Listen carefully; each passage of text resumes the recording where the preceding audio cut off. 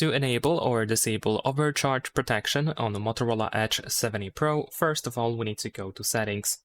Over here in Settings, scroll down and then search for the battery option.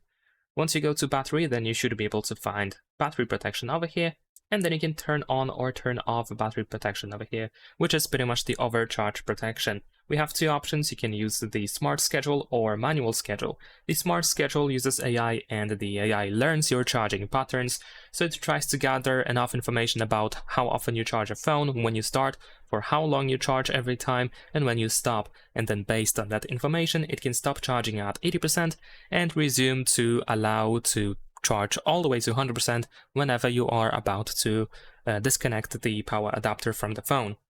And the manual schedule simply sets the limit to 80%. And also, if you go to settings, then you can set the limit to be working only during specific hours.